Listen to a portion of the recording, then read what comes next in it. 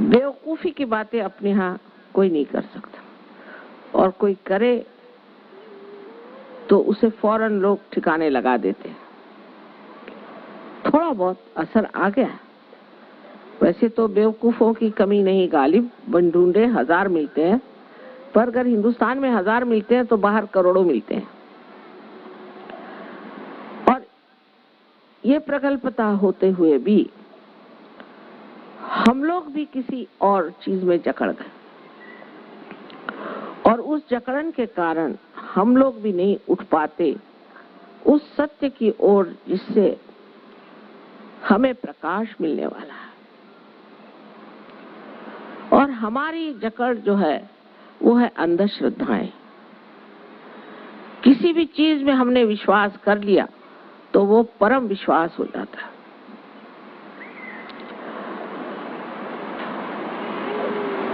किसी पर विश्वास करो या न करो, जब तक आपने किसी चीज को खोज नहीं निकाला तब तक किसी को विश्वास करने से भी कुछ लाभ नहीं, और विश्वास नहीं करने से भी कोई लाभ नहीं। तो जब हम सत्य की खोज पे निकले हैं तो पहले जान लेना चाहिए कि सत्य क्या है। इस सत्य को भी अगर आप देखें तो हर एक धर्म में कहा गया, किसी भी धर्म में खराबी नहीं। आप इस्लाम को पढ़िए तो सोचिएगा कितना उत्तम धर्म है। आप हिंदू धर्म के बारे में पढ़ें तो कहेंगे कितना उत्तम धर्म है। सिखों का धर्म कितना उत्तम है, बुद्धों का धर्म कितना उत्तम है, जैनियों का धर्म कितना उत्तम है। लेकिन ये सब उत्तमोत्तम सारे जो पुष्प एक अध्यात्म के वृक्ष पे आए थे वो आज सब ने तोड़ लिए हैं, और हर एक इस टूटे हुए, मुरझाए हुए, मरे हुए फूल को मेरा ये करके झगड़ा कर रहा है। इसका भी एक कारण है कि ये जीवंत फूल क्यों टूट गए। कारण ये धर्म, कोई सा भी धर्म, या तो पैसे के पीछे दौड़ रहा है, मनी ओरिएंटेड है, और या तो सत्ता के पीछे में पावर ओरिएंटेड है। लेकिन कोई भी आत्मा के तरफ ध्यान नहीं दे रहा। जो सब धर्मों में कहा है कि आत्मानुभव लिए बगैर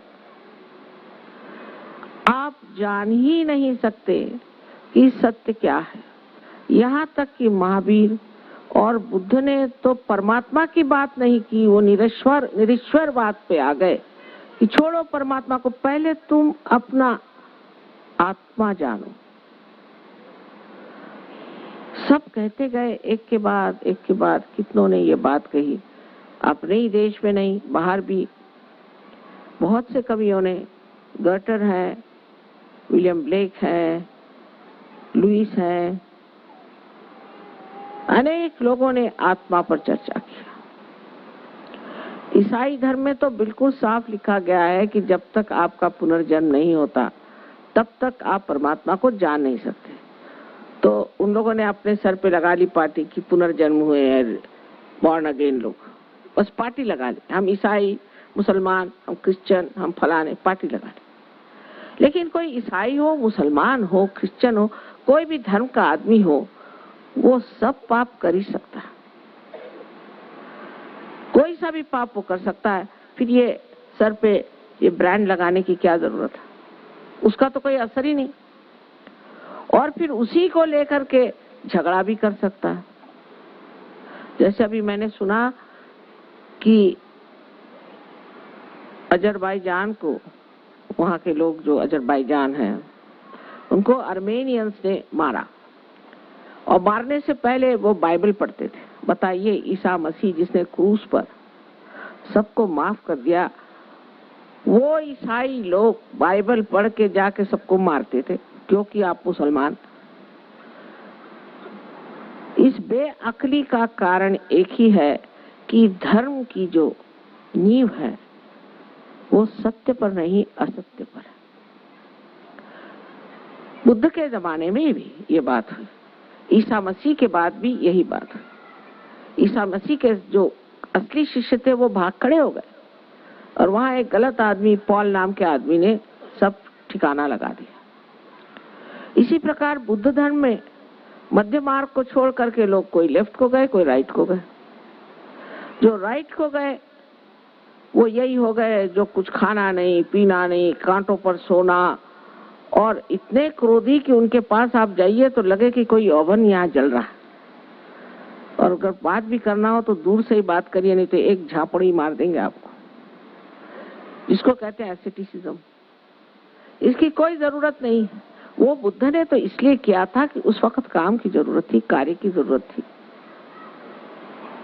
और दूसरे हुए वो तांत्रिक बने घूम रहे हैं। मैंने सुना दिल्ली में बहुत से तांत्रिक घुसे हुए हैं और सब लोग इन तांत्रिकों के चरण सेवा कर रहे हैं, लेकिन जब ये चरण सेवा उनको प्राप्त होगी तब उसके जो परिणाम होंगे वो आप लोग उठा नहीं सके। इन तांत्रिकों से भी बहुत ज्यादा जकड़ हो गई है। इन सब से बच के रहना चाहिए। ऐसी ऐसी ये बीमारियां फैलाते हैं, ऐसी ऐसी तकलीफें देते हैं, क्योंकि सारे में पैसे का तो अनुभव है।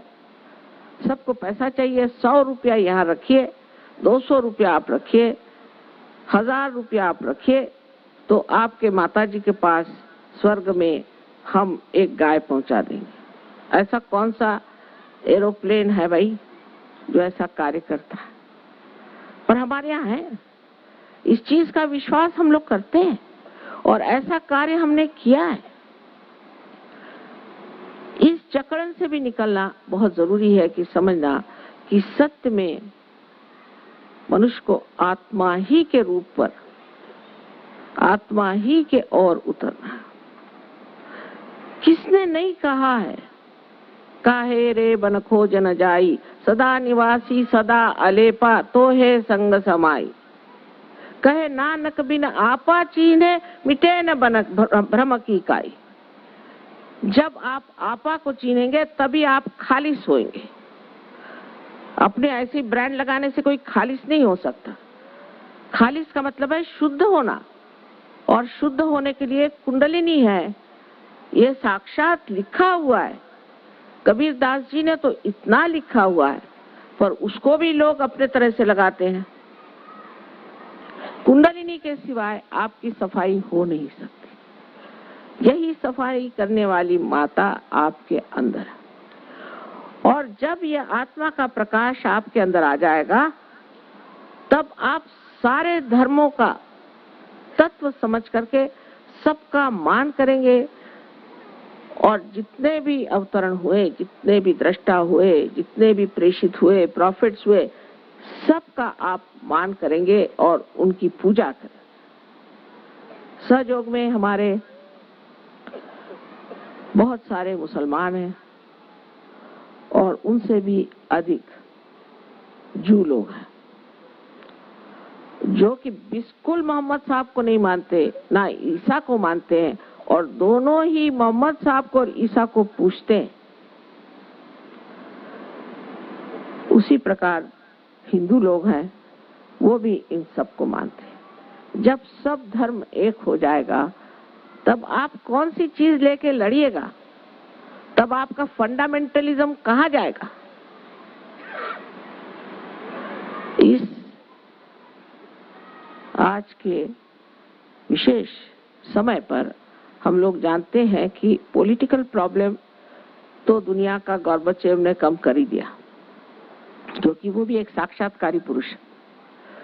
लेकिन जो ये फंडामेंटलिज्म का प्रश्न है वो सहयोग तोड़ेगा। बगैर सहयोग के ये प्रश्न टूट नहीं सकेगा। जय जयकार करो माता की, आओ शरण भवानी की। एक बार फिर प्रेम से बोलो जय दुर्गा महारानी की, जय दुर्गा महारानी की। जय जयकार करो माता की, आओ शरण भवानी की। एक बार फिर प्रेम से से बोलो जय दुर्गा महारानी की।